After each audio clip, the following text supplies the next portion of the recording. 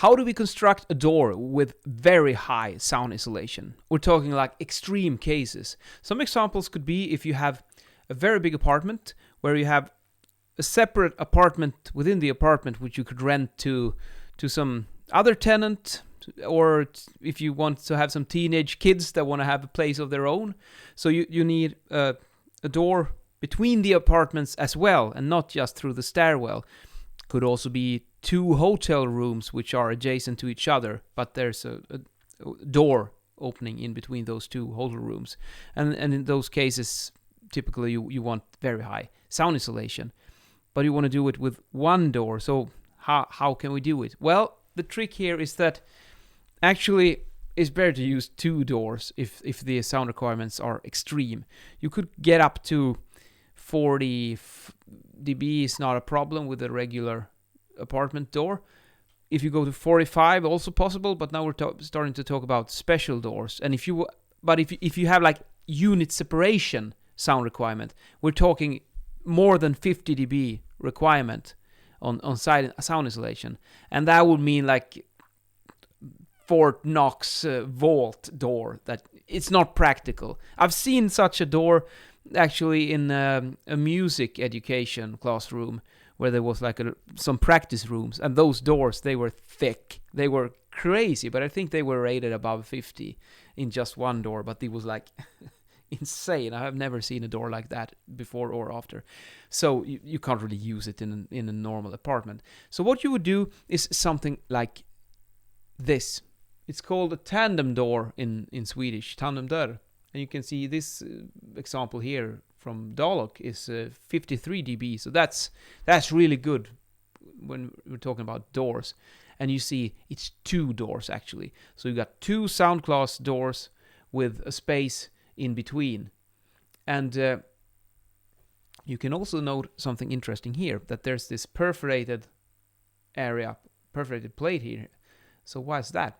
Well, it's because there's a sound absorber here behind this one, but it's semi-acoustically transparent, this surface. So it's like you got a sound absorber all around the edge here, the whole door.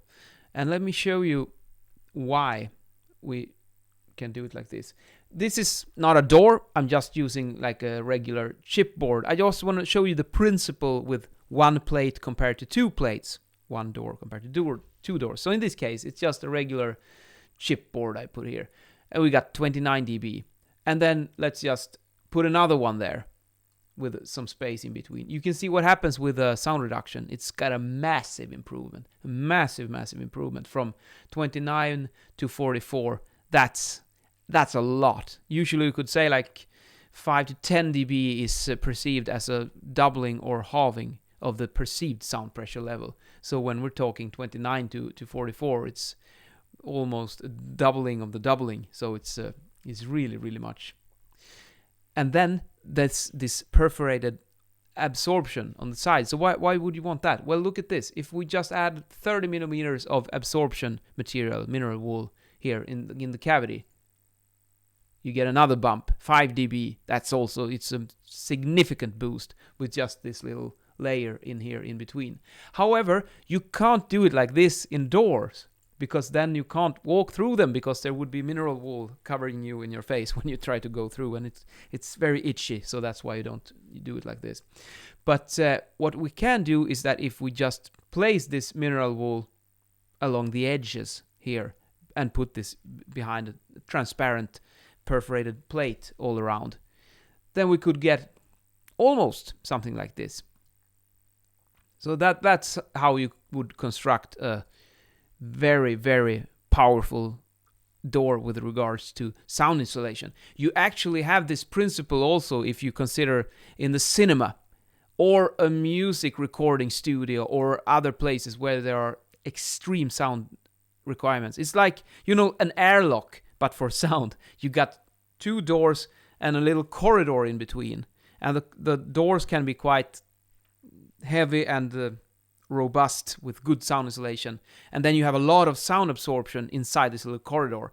And that's when you need to create extreme sound requirements. Because then the little corridor what happens is that if it's just the principle of an airlock in space or underwater or whatever. You go inside the chamber, you open one door and you close it, and then you open the other door and you close it. So they're not open both at the same time. And that way you will always have sound insulation. And when both doors are closed, you're going to have a lot of sound insulation. So that's the principle and how you should think about it. It should be airtight. You can see here also with the rubber seal going around and this threshold that the door closes to. It needs to be an airtight construction. Airtight construction, heavy doors, increase the air gap between them as much as possible, and put sound absorbing material. That's some very good rules of thumb if you want to create extreme sound insulation and also have the possibility to have a door in between. You should not use single doors if the sound requirements are very high, because you can't get high enough with just a single door if it should be usable as well. So think about that. And in today's video, I'm wearing one of my favorite navy blue jackets with some brown pocket square here, patterned shirt, and got some brown down here and some green.